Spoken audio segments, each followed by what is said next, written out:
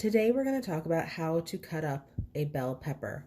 Bell peppers are sweet, not spicy, and depending on the color on the outside, it determines their sweetness. Typically, red, yellow, and orange peppers are sweeter than green peppers, but they all start green.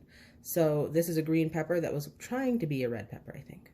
So what I like to do to avoid all the seeds going everywhere is I stand my pepper on its head, so the stem end is upside down, and using my sharp knife, I cut about halfway down, and then once I get to about halfway, I'm just turning it on its side to illustrate. You can see my knife isn't all the way through.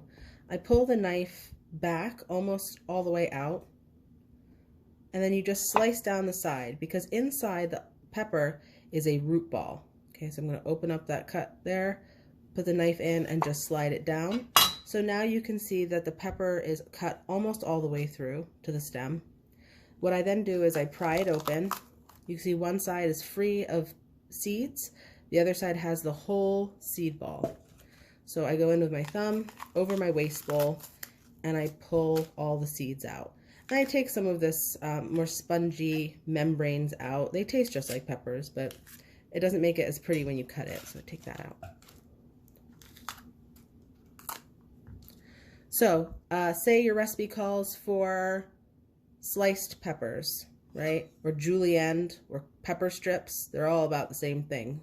What I do is easier to cut a pepper from the inside out, especially if your knife isn't very sharp. So you're going to hold it up so that the cut side is facing away, and you're going to cut along the inside of your pepper to the width that you want. So this would be considered a julienne pepper or pepper strips. I would use this for fajitas, right? Or a salad, like a tray, a crudité platter. So now we have our julienne peppers, but now the recipe, a different recipe, is saying that they want diced peppers. So now you have your julienne strips, and what you're gonna do, you don't have to hold all of them at the same time. You're just going to hold a stack of them together, and using that claw grip, you're gonna hold the stack of peppers together, and you're going to cut across. So now we have a larger dice, but that would be good for a chili, right? Something like that would be good for a chili, tomato sauce if you put peppers in your sauce. So now we have strips, we have a large dice, but if the recipe calls for a finer dice, you're going to start by making your julienne. Most dices start with julienne of some kind. You're going to cut right across. So the thinner your julienne, the smaller your dice will be.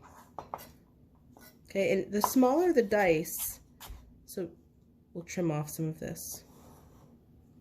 The smaller the dice, the more it's going to cook away in what you're making. So it really depends if you want to see the pepper in what you're cooking. So obviously we want to see the pepper a lot here. This is for our fajitas or for tacos, right? We want to see our peppers, nice sauteed peppers. If we're making chili, sometimes you do want to see big chunks of veggies in there. So leaving your peppers a little bit bigger will allow them to not just cook away to nothing. But sometimes the recipe may be like tomato sauce. You don't want to see all the veggies in there. So you can cut your veggies a little smaller. And then as they cook in that sauce or whatever it is that you're cooking, you have a much finer dice and they will cook away and you won't see it. They'll leave the flavor, but they won't actually be huge chunks of it. So some people have aversions to that, seeing big chunks of vegetables. I'm thinking toddlers, right? So you can make a much smaller cut. So that is how you cut up a bell pepper, and the rest you can just snack on, right? All right, enjoy your fresh veggies, guys.